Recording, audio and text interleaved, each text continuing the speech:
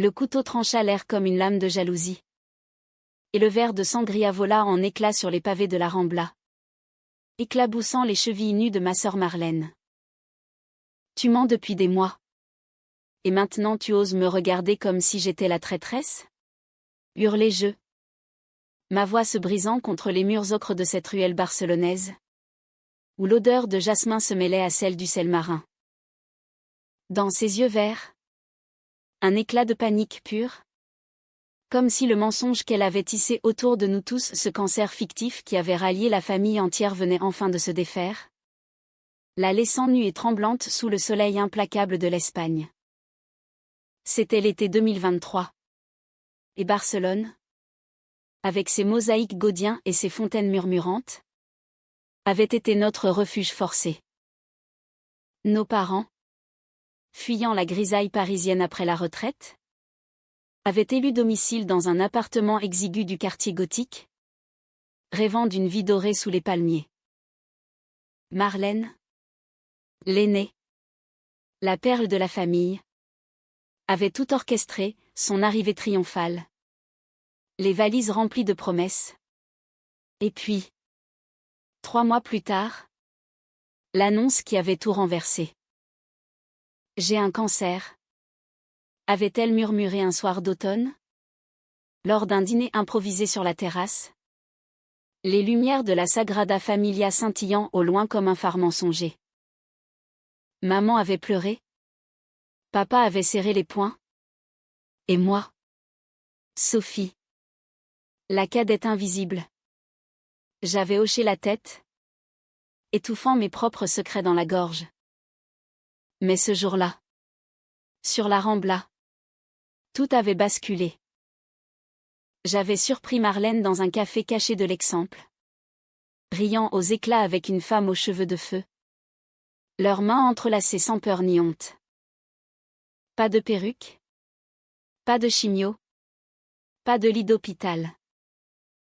Juste la vie, volée à notre famille éplorée. Et cette femme, c'était Elena, sa amante secrète depuis des années, celle qu'elle cachait derrière le voile du mensonge terminal. Mon cœur, déjà meurtri par mes propres ombres, s'était fissuré comme ces pavés anciens sous mes pas furieux. Je m'enfuis de la ruelle, le goût amer de la trahison sur les lèvres, et courus vers la mer, où les vagues de la Méditerranée léchaient les rochers de Barceloneta comme pour effacer les péchés. Diane m'attendait là, comme toujours, assise sur un banc usé, son carnet de croquis ouvert sur les genoux. À 29 ans, avec ses boucles blondes qui dansaient dans la brise et ses yeux bleus comme le ciel catalan, elle était mon ancre dans cette tempête. Nous nous étions rencontrés 1 an plus tôt, lors d'une exposition d'art contemporain au MACBA, où ces toiles abstraites des tourbillons de bleu et de rouge évoquant les passions refoulées m'avaient hypnotisé. Tu regardes comme si tu voyais à travers moi, m'avait-elle dit ce soir-là. Un verre de cava à la main. Et j'avais rougi. Pour la première fois depuis l'adolescence, sentant naître en moi un feu que je n'osais pas nommer. Diane n'était pas comme les autres. Originaire de Toulouse, elle avait fui la France pour Barcelone, cherchant dans les ruelles labyrinthiques de la ville une liberté que sa famille conservatrice lui refusait.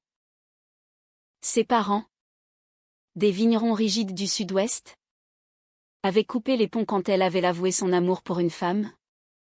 10 ans plus tôt. Ils m'ont traitée comme une anomalie. M'avait-elle confié un soir, allongée contre moi sur les draps froissés de notre petit studio à Gracia. Et moi, Sophie, 28 ans, graphiste freelance aux cheveux châtains coupés courts et au tempérament de feu. J'avais hoché la tête, sachant que mon propre secret, cet amour pour Diane, cette soif de peau féminine qui me consumait depuis l'université à Paris, était une bombe à retardement dans ma famille. Ce jour-là, en la voyant, je m'effondrai à ses pieds, les sanglots secouant mon corps comme une tempête sirocco. Marlène. Elle a menti. Le cancer, c'était pour cacher. Pour cacher qui elle est vraiment. Diane posa son carnet, ses doigts fins effleurant ma joue, et me releva doucement. Viens. Mon amour. On rentre. Sa voix, douce comme une berceuse occitane, enveloppa mon chaos. Nous marchâmes main dans la main le long de la plage, ignorant les regards curieux des touristes, nos ombres s'allongeant sur le sable doré. Pour la première fois, je me sentis vue. Vraiment vue. Au-delà des mensonges de ma sœur. Mais la confrontation n'était que le début. Le soir même, je rentrai à l'appartement familial. Un immeuble haussmannien rénové avec vue sur la Plaza Royale. Maman, avec ses boucles grisonnantes et son tablier taché de paella, était en train de remuer une casserole, les yeux rougis par les pleurs récents. Papa, assis à la table en bois patiné, lisait le journal en silence, sa moustache frémissant d'inquiétude. Marlène était là, recroquevillée dans le canapé, un châle jeté sur les épaules comme pour se protéger d'un froid imaginaire. Sophie. Ma chérie. Où étais-tu? Demanda maman, la voix chevrotante. Je m'avançai, le cœur battant, et lâchai les mots comme des pierres, elle n'est pas malade.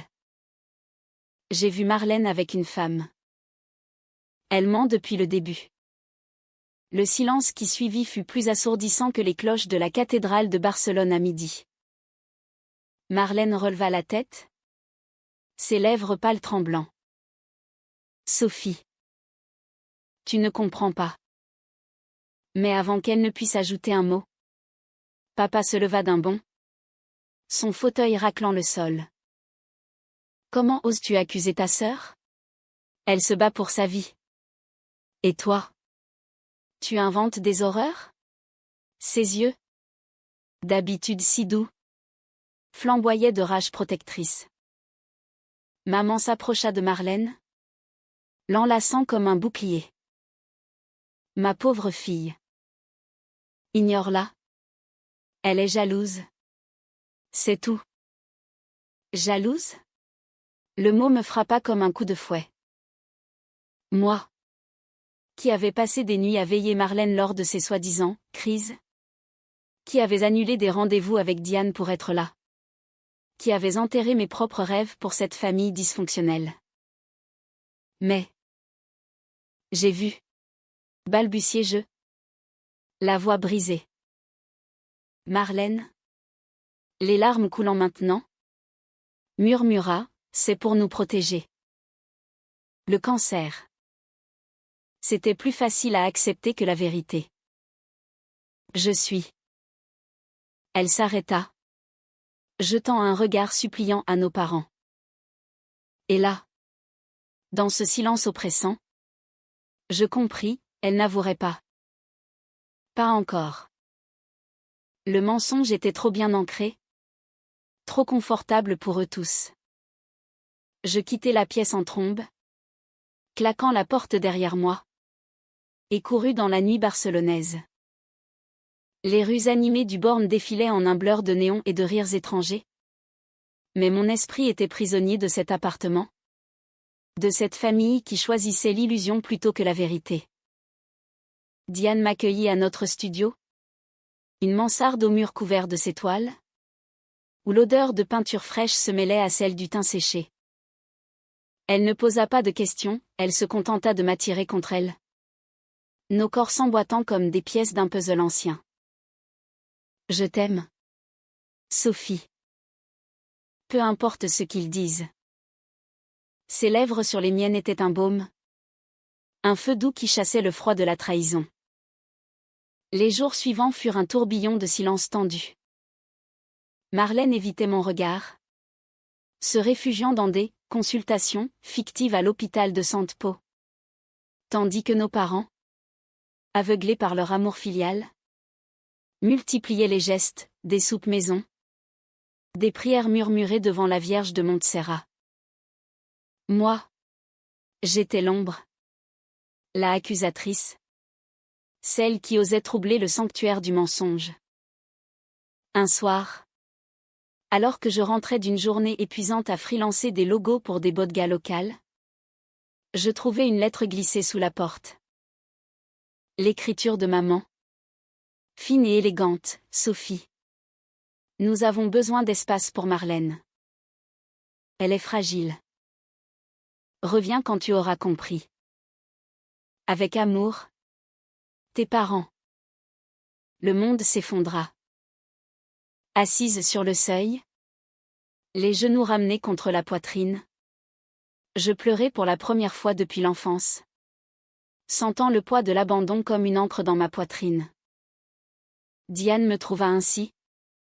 Et sans un mot. Elle m'entraîna à l'intérieur.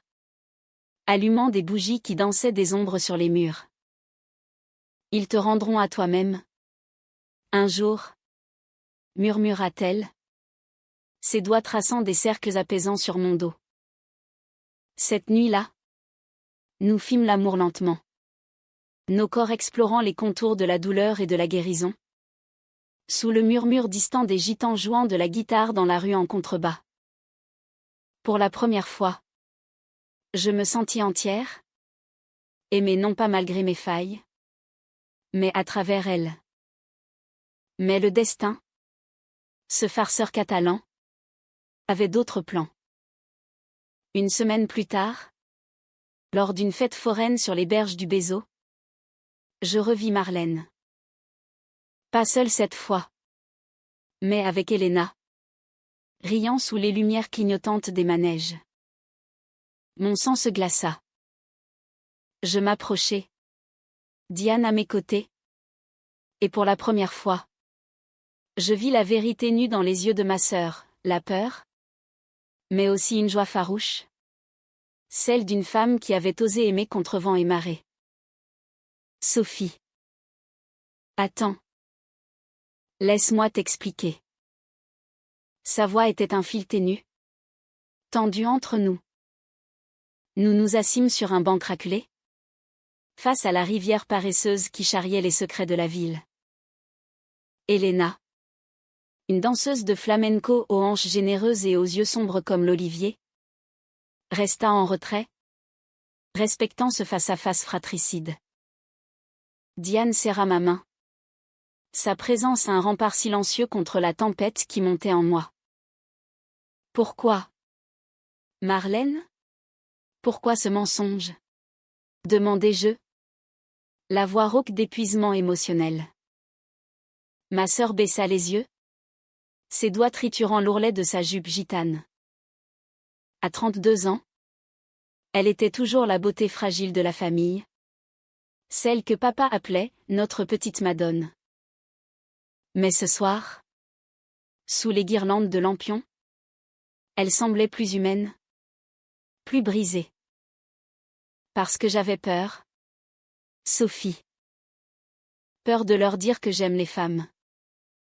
Que j'aime Elena depuis 5 ans. En secret. Comme une voleuse. Le cancer. C'était une porte de sortie. Une façon de les garder près de moi sans tout risquer. Ces mots tombèrent comme des pétales fanés. Et pour la première fois. Je vis la vulnérabilité derrière le masque, les nuits solitaires. Les appels non rendus. La solitude d'un amour caché dans l'ombre des cathédrales barcelonaises. Je sentis une pointe de compassion percer ma colère. Mais elle fut vite balayée par la vague de la trahison. Et moi? J'ai tout sacrifié pour toi. Mes soirées avec Diane? Mes rêves? Et maintenant? Ils m'ont chassée comme une paria. Ma voix monta, attirant les regards des passants qui sirotaient leur horchata sous les étoiles.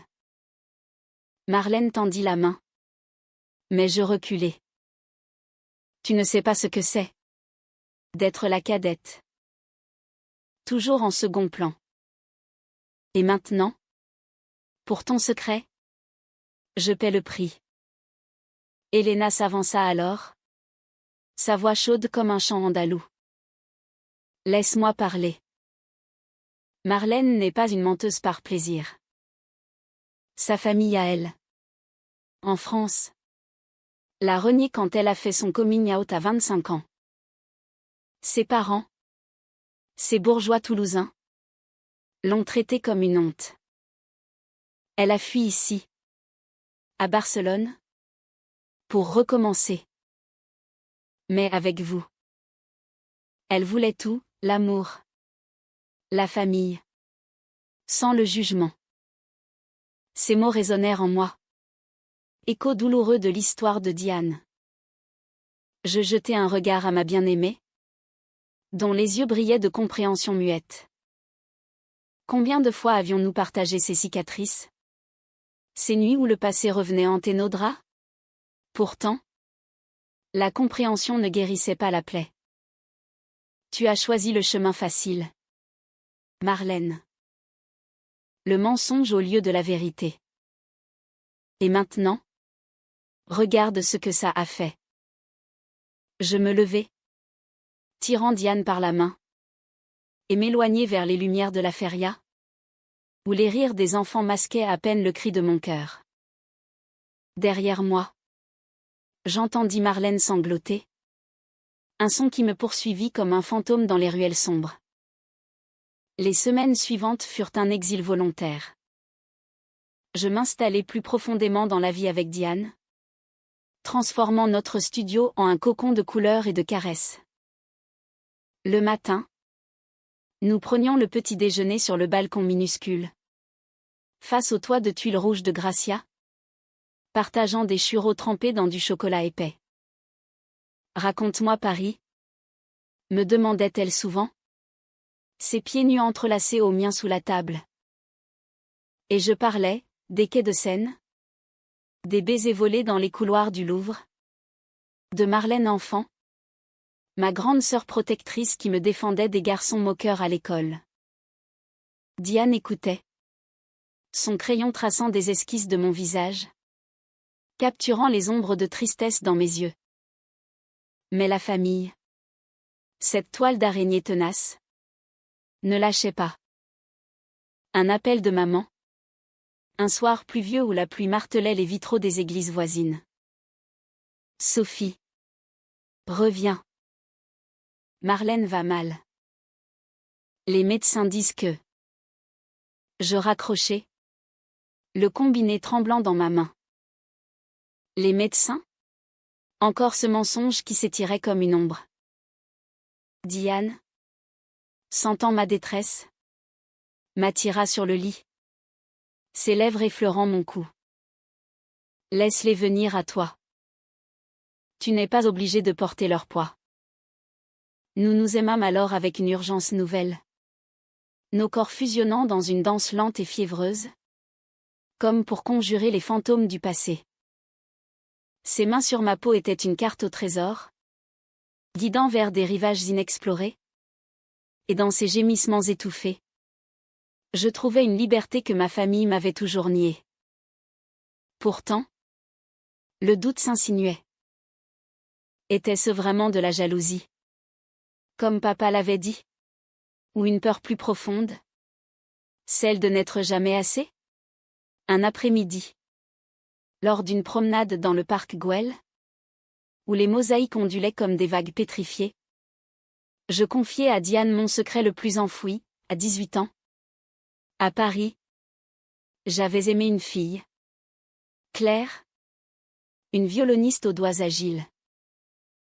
Notre histoire, brève et passionnée, s'était brisée quand mes parents l'avaient surprise dans ma chambre. C'est une phase, avait dit maman, me traînant chez un prêtre pour une bénédiction. Marlène, elle, avait ri, me couvrant d'un alibi bidon. Elle a toujours été la rebelle, avait-elle dit pour me protéger. Ironie du sort, c'est elle qui, aujourd'hui, me condamnait par son silence. Diane s'arrêta sous un pin parasol, ses yeux plongeant dans les miens. Tu n'es pas rebelle. Sophie. Tu es courageuse. Et moi? Je suis là pour le reste du chemin. Elle m'embrassa. Un baiser salé par les larmes que je ne pouvais retenir. Et nous restâmes là. Enlacés. Tandis que le soleil se couchait sur les formes fantastiques de Gaudí. Symbole d'un amour qui défie les normes. Le point de non-retour survint un mois plus tard. Lors d'une réunion familiale forcée à la Casa Batlló. Ce palais osseux qui semblait sorti d'un rêve surréaliste. Papa avait insisté, pour l'anniversaire de Marlène. S'il te plaît. Sophie. J'y allais. Diane à mon bras. Décidée à affronter le dragon. L'air était chargé d'encens et de tension. Les invités oncles. Tantes.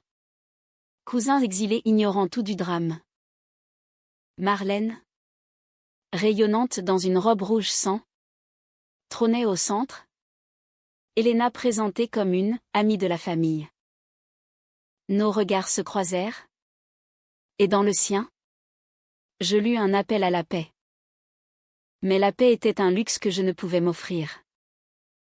Lors du toast, verre de cava en main, je levai la voix, à Marlène, qui nous a tous trompés avec son cancer imaginaire. À mes parents, qui préfèrent l'illusion à leur fille cadette. Le silence fut total, brisé seulement par le tintement d'un verre qui tombe. Maman pâlit. Papa rougit. Et Marlène, enfin, craqua. C'est vrai, hurla-t-elle. Les mots jaillissant comme un geyser. J'ai menti. Parce que j'aime Elena. Je suis lesbienne. Et j'avais peur que vous me haïssiez comme les miens l'ont fait. Le chaos éclata, cris. Pleurs. Porte claquant. Elena attira Marlène contre elle. Tandis que je restais figée. Diane me serrant l'épaule. Pour la première fois. La vérité flottait dans l'air. Lourde mais libératrice. Papa. Le visage défait. Murmura, mes filles. Qu'avons-nous fait? Maman s'effondra en sanglots. Tendant les bras vers nous deux. Mais le mal était fait, les fissures étaient trop profondes. Cette nuit-là, Diane et moi marchâmes jusqu'au port olympique, où les lumières des yachts dansaient sur l'eau noire. C'était courageux, dit-elle, sa tête sur mon épaule. Je souris faiblement. Non. C'était nécessaire. Et dans l'ombre des mâts, nous scellâmes notre pacte, plus de mensonges, plus de secrets. Seulement nous. Contre le monde. Pourtant, le vrai orage couvait encore. Marlène, libérée par sa confession, commença à s'éloigner, attirée par la vie nouvelle avec Elena, des voyages en Andalousie. Des nuits de flamenco enfiévrées. Nos parents, rongés par la culpabilité, tentaient de recoller les morceaux, m'invitant à des dîners guindés où l'on évitait le sujet. Moi, je construisais avec Diane un avenir fait de toiles et de design, de baisers volés dans les marchés aux puces de l'encan. Mais au fond de moi, une graine de rancune germait, attendant son heure. L'été s'étira en un mirage de chaleur. Et Barcelone, avec ses fêtes de la Merced et ses feux d'artifice illuminant la skyline, devint le théâtre d'une réconciliation bancale. Marlène et moi. Nous nous revîmes sporadiquement, un café amer au café de l'Academia, où les serveurs aux moustaches cirées nous servaient des tapas en ignorant nos silences lourds. Pardonne-moi. Sophie. Murmurait-elle. Ses yeux verts implorants comme ceux d'un chat errant. Et je hochais la tête. Les mots de pardon coincés dans ma gorge. Car le pardon, ce vin capiteux français que nous avions laissé en France, était dur à avaler ici, Au pays du sang chaud et des passions vives. Diane, ma muse et mon bouclier, observait tout cela avec une sagesse antique. Laisse le temps faire son œuvre, disait-elle, peignant dans notre atelier improvisé. Ses pinceaux dansant sur la toile comme des amants. Ses œuvres récentes, inspirées de notre histoire, dépeignaient des femmes enlacées dans des jardins suspendus, des silhouettes androgynes défiant les ombres familiales. Un galeriste du quartier de Sainte-Père, un homme voûté aux lunettes rondes, les avait repérés lors d'une expo pop-up. Et soudain, Diane était propulsée dans le tourbillon des vernissages. Toast au cava et critiques flatteuses dans El Periodico. C'est pour nous, Sophie. Pour prouver qu'on peut renaître des cendres. Mais la renaissance a son prix. Un soir d'octobre, alors que les feuilles des platanes jaunissaient dans les allées du parc de la Ciutadella, je reçus un appel de papa. Sa voix, rauque d'émotion, trancha le bruit de fond de notre dîner romantique paella aux fruits de mer et vin rosé de Provence. Sophie. C'est Marlène. Elle est partie. Avec Elena. Pour Séville. Elle dit que Barcelone l'étouffe. Que les mensonges l'ont usée. Et nous l'avons poussée dehors par notre amour étouffant. Je sentis mon estomac se nouer. Partie. Sans un mot. La trahison. Cette vieille amie revint frapper à la porte. Je raccrochai, les yeux rivés sur Diane, qui posa sa fourchette. Son regard bleu sondant le mien. Qu'est-ce qui se passe, murmura-t-elle. Les mots sortirent en torrent, le départ de Marlène. L'abandon répété. Cette famille qui se délitait comme un azuléjo fissuré. Diane se leva, contourna la table et s'agenouilla devant moi, ses mains encadrant mon visage. Écoute-moi. Tu n'es pas responsable de ces choix. Tu as survécu à ton propre exil. Maintenant, vis pour toi. Pour nous. Ses lèvres capturèrent les miennes. Un baiser profond, chargé de promesses.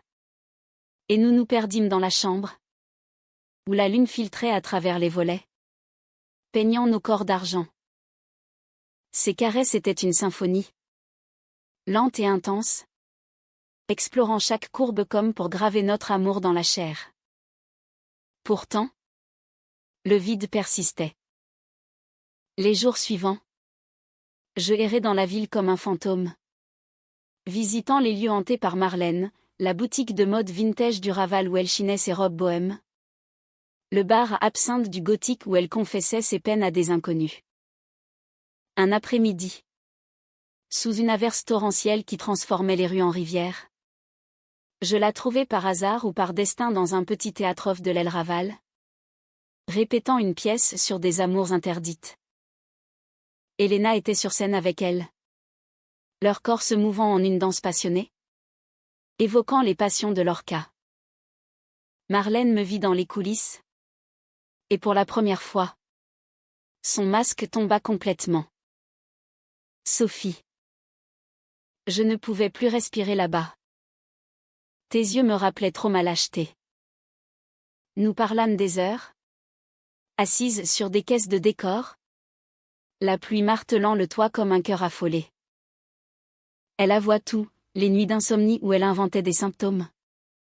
Les lettres non envoyées à Elena. La terreur viscérale de perdre nos parents comme elle avait perdu les siens. J'ai trahi tout le monde, y compris moi-même.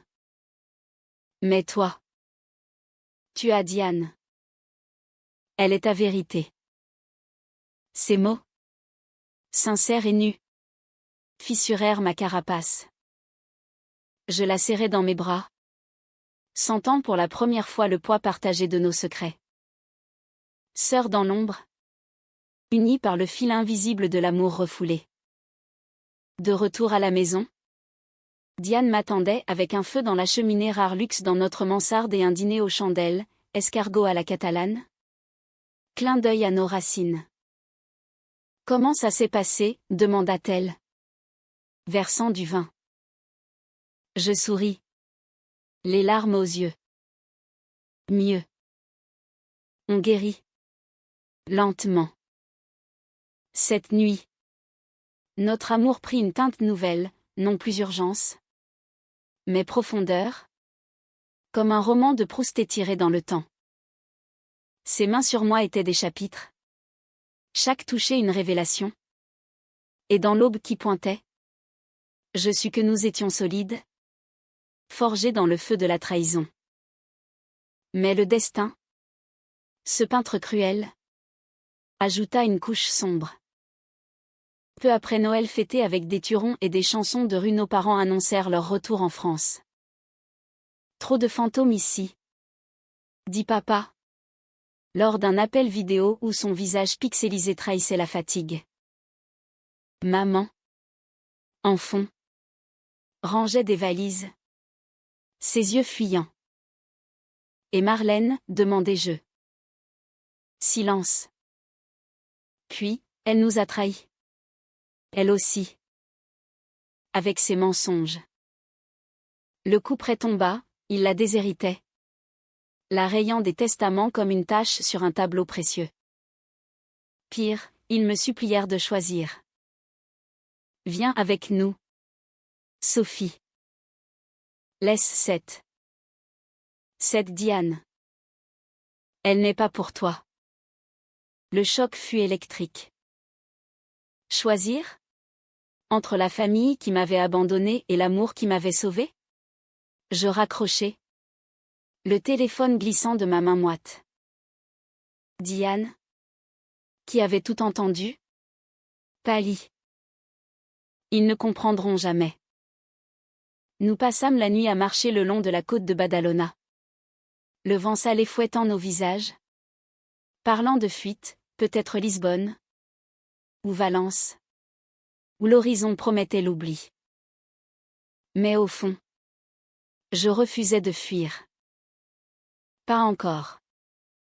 Le chaos éclata au printemps, lors d'une visite surprise de nos parents à Barcelone. Ils débarquèrent à l'appartement, valise à la main, prétextant un dernier au revoir.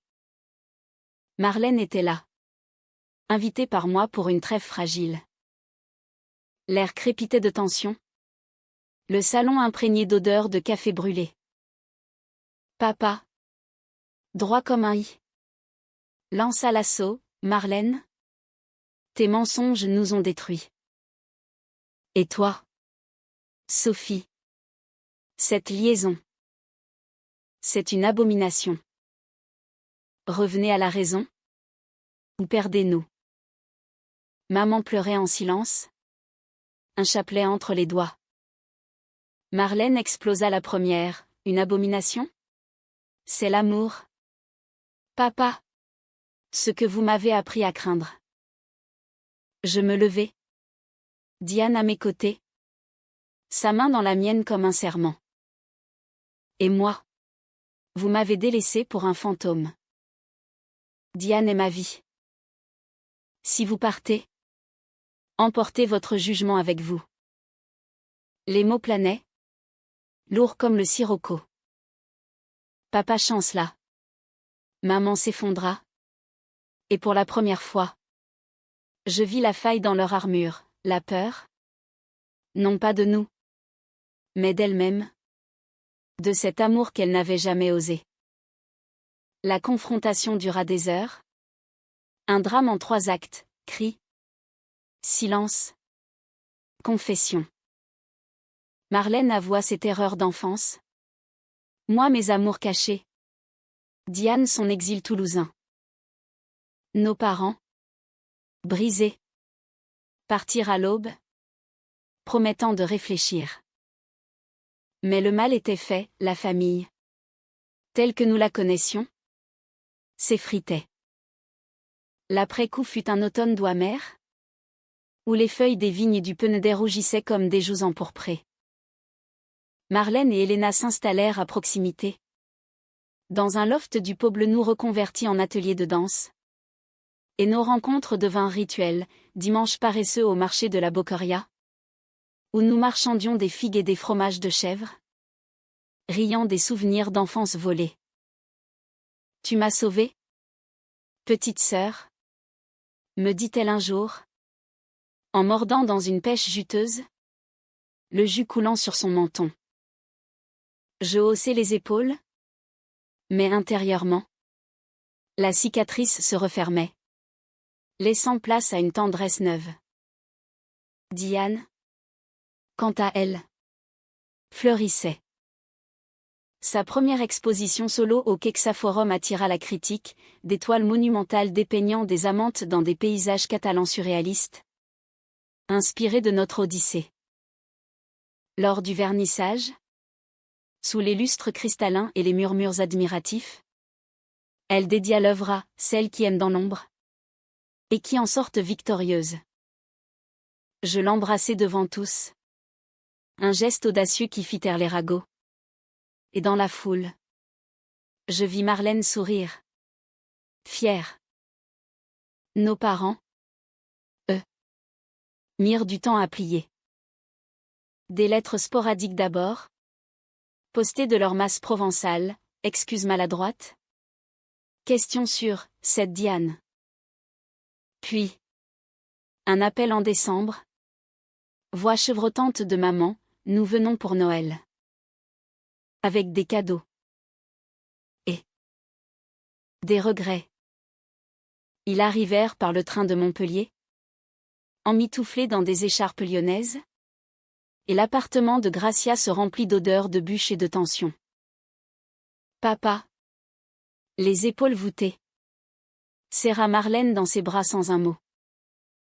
Maman, les yeux humides, tendit une main tremblante à Diane, bienvenue dans la famille.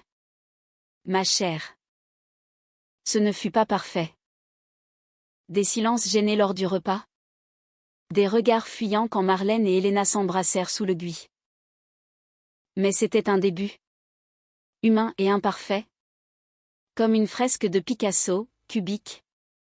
Fragmentée. Mais entière dans sa beauté brute. Moi. Au centre de cette mosaïque, je sentais enfin la paix s'installer. Un baume sur les plaies du passé.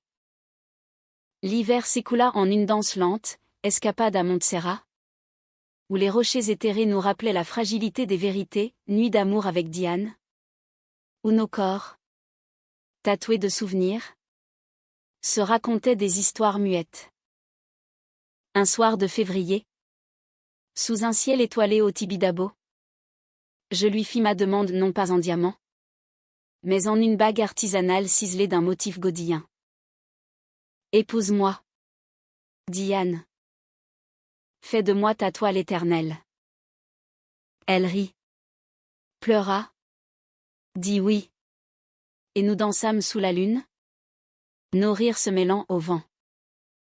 Marlène fut la première à savoir, et elle organisa une fête surprise au Palo de la Musica, avec flamenco et cava coulant à flot. Nos parents vinrent, gauches mais présents, et pour la première fois, papa porta un toast, à l'amour, quel qu'il soit. À mes filles, qui m'ont appris à voir clair. Les larmes coulèrent, libératrices, et dans cet instant, je pardonnais vraiment non pas pour eux, mais pour moi. Le printemps revint, fleuri de jasmin et de promesses. Diane et moi. Nous planifions un mariage discret à Sitges, sur une plage au sable fin, entourée d'amis artistes et de familles rachetées. Marlène serait ma témoin. Elena la sienne. Et nos parents? Ils viendraient, portant non plus des regrets, mais de l'espoir. La trahison. Ce cancer fictif qui avait gangréné nos vies. S'était mué en leçon, l'amour vrai ne ment pas, il guérit. Il unit. Il transcende les frontières de la chair et du sang. Assise sur notre terrasse. Un soir de mai. Avec Diane levée contre moi. Regardant les lumières de la ville s'allumer comme des lucioles. Je sus que nous avions gagné. Pas une victoire triomphale. Mais une humanité profonde. Tissée de fils rompus et recousus. Barcelone. Cette amante capricieuse. Nous avait offert son chaos pour nous forger. Et dans les bras de Diane, je trouvais non seulement l'amour, mais la maison celle que l'on porte en soi. Indestructible.